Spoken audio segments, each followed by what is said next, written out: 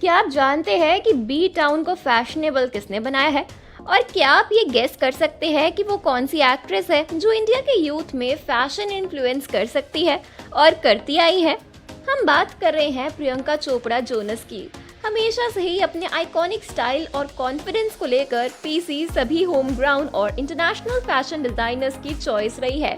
और इसमें एक मूवी तो ऐसी आई थी जिसमें पीसी के स्टाइल ने बॉलीवुड को बदल दिया। ये मूवी थी दोस्ताना।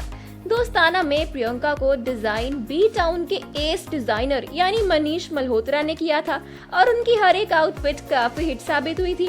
दरअसल बात ये थी कि अंदाज मूवी के बाद मनीष की ये प्रियंका के साथ दूसरी मूवी थी और अंदाज में जिस तरह से पीसी ने लुक को कैरी किया था, उसके बाद मनीष जानते थे कि उन्हें पीसी के साथ स्मूथली काम करने का मौका मिलने वाला है। और मजे की बात ये है दोस्तों कि मूवी में प्रियंका खुद एक फैशन डिजाइनर का रोल निभाने वाली थी, तो मनीष के पास जो लिबर्टी थी उनके साथ एक्सपेरिमेंट करने की, वो कोई सोच भी नहीं सकता था।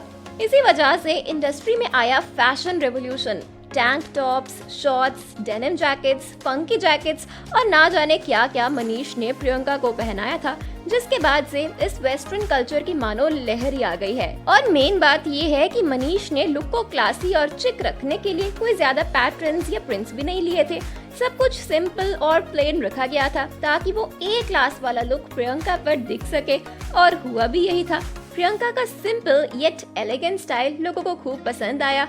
इतना ही नहीं, प्रियंका को पूरी मूवी में सैटिन, शिफॉन और जॉर्जेट पहनाया गया था। और हम देसी गर्ल की साड़ी की बात ना करें, ऐसा तो हो ही नहीं सकता। प्रियंका की वो साड़ी तो तौबा तौबा। आप मानेंगे नहीं, मगर करण जौहर और मनसूख खानी दोनों ही चाहते थे कि देसी गर्ल गाने में पीसी एक गाउन पहने, लेकिन मनीष के दिमाग में अलग ही इमेज थी। करण का कहना था कि मियामी में साड़ी ना बाबा ना, ये तो अनर्थ हो जाएगा। लेकिन मनीष जानते थे कि यूथ को अगर दीवाना करना है तो साड़ी तो पीसी को पहननी पड़ेगी, और यही कारण था कि उन्होंने करण से वादा किया था कि वो प्रियंका को साड़ी जरूर पहनाएंगे, लेकिन उसमें ग्लैमर, स्टाइल और सुंदरता की कमी नहीं होगी। उसके अलावा भी दिक्कत ये थी कि प्रियंका की साड़ी का कलर मनीष ने मूवी के बाकी सारे कलर्स के कंपैरिजन में बहुत ही लाइट रखा था। मियामी के हिसाब से पीसी ने मूवी में lime, cranberry, pink, yellow, purple पहने थे।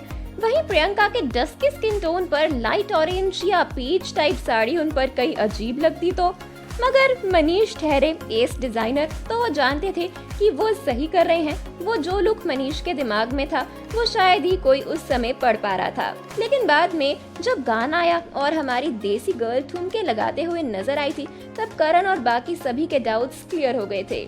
सभी को देसी गर्ल इतनी पसंद आई थी कि आज भी बॉलीवुड थीम्ड पार्टीज में नेहा का किरदार तो देखा जाता है, और देसी गर्ल गाने को जो पॉपुलैरिटी मिली उसका भी कोई जवाब नहीं है।